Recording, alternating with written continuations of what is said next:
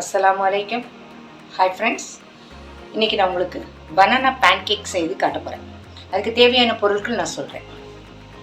1 cup கோதுமை மாவு, 3/4 cup sugar சீனி, அதுக்கு 2 முட்டை, 3 பழுத்த பழமாக எடுத்திருக்கேன். ஊற்றி சுடுறதுக்கு கொஞ்சம் தேங்காய் எண்ணெயும் கொஞ்சம் நெய்யும் கலந்துருக்கேன். ஃப்ரெண்ட்ஸ், ஒரு மிக்சி ஜாரில் இந்த 3 பழத்தையும் ஆட் பண்ணிடுவோம். அதோடு நம்ம எடுத்து வச்ச இந்த சீனி சுகர் இதே ஆட் பண்ணிடுவோம். அப்புறம் ஒரு 2 முட்டை, அதை நம்ம அதில் உடச்சி சேர்த்துக்கலாம். இப்போ இது 3ஐயும் சேர்த்ததை நம்ம மிக்சியில் ஃபைன் பேஸ்ட்டாக அரைச்சிட்டு வந்துடும்.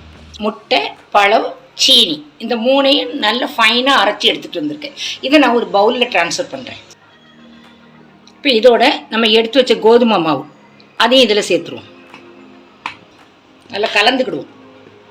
ஃப்ரெண்ட்ஸ், இப்போ இங்கே பாருங்கள், நம்ம கலந்து விட்ருக்கோம். இது இப்போ நமக்கு பேன்கேக் ஊற்றுற பதத்துக்கு வராது. ஸோ கொஞ்சம் நம்ம அந்த மிக்சி ஜார் நம்ம அரைச்சோம்ல, பழம், முட்டை, சுகர் எல்லாம், அந்த மிக்சி ஜாரை கொஞ்சம் அலசி இதில் தண்ணி ஊற்றிக்கிடும்.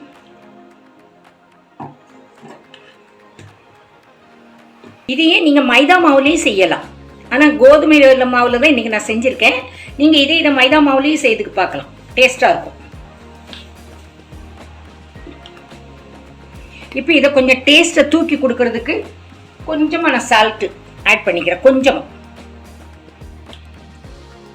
ஃப்ரெண்ட்ஸ், இங்கே பாருங்கள், நான் இப்போ எல்லாம் மாவு எல்லாம் கலந்து வச்சுட்டேன். இந்த கன்சிஸ்டன்ஸில் இருந்தால் தான் உங்களுக்கு பேன்கேக் ஊற்றுறதுக்கு வரும். நான் இப்போ உங்களுக்கு ஒன்று ஊற்றி காட்டுறேன். இப்போ நான் ஒரு பேனை ஹீட் பண்ணிக்கிறேன், டிஷ்யூவால் தொடச்சி எடுத்துக்கிறேன்.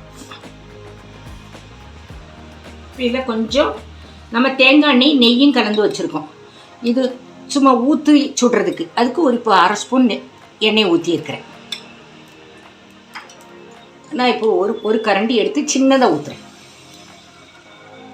இப்போ இது சின்னதாக வந்திருக்கு, இன்னும் கொஞ்சம் கூட ஊற்றிக்கலாம்.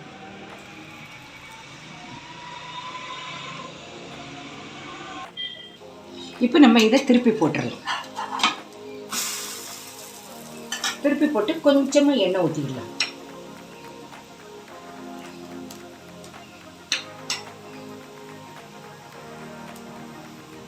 வெந்துருச்சுன்னு பார்ப்போம். பாருங்கள், நல்லா வெந்துருச்சு. நான் இப்போ ஒரு பேன்கேக் பண்ணி எடுத்து வச்சுட்டேன். இது நம்ம கோதுமை மாவில் செஞ்சதுனால சாஃப்டாக வந்திருக்கு. இதே நீங்கள் மைதா மாவுலேயும் நீங்கள் செய்யலாம், ஒன்றும் தப்பு இல்லை. இப்போ இது ஈவினிங் ஸ்கூல் விட்டு வர்ற குழந்தைங்களுக்கு, ஆஃபீஸ்லேருந்து வர்றவங்களுக்கு ஒரு ஈவினிங் ஸ்நாக்ஸாக ஹெல்த்தியாக கொடுக்கலாம். இது ரொம்ப நல்லாயிருக்கும். வீட்டில் உள்ள சிம்பிளான இன்க்ரீடியன்ஸை வச்சு நம்ம ஒரு ஸ்நாக் ரெடி பண்ணிட்டோம். இது ரொம்ப ஹெல்த்தியாக இருக்கும். வீட்டில் ட்ரை பண்ணி பாருங்கள். அப்புறம் என்னோடய சேனலுக்கு நீங்கள் சப்ஸ்கிரைப் பண்ணுங்கள், லைக்ஸ் கொடுங்க, உங்கள் ஃப்ரெண்ட்ஸுகளுக்கு ஷேர் பண்ணுங்கள். நீங்கள் கொடுக்குற மோட்டிவேஷன் என்னை என்கரேஜ் பண்ணி நான் இன்னும் புதுசான நல்ல புது ரெசிபீஸோடு உங்களுக்கு செய்து காட்டேன். தேங்க்ஸ் ஃபார் வாட்சிங் மை சேனல்.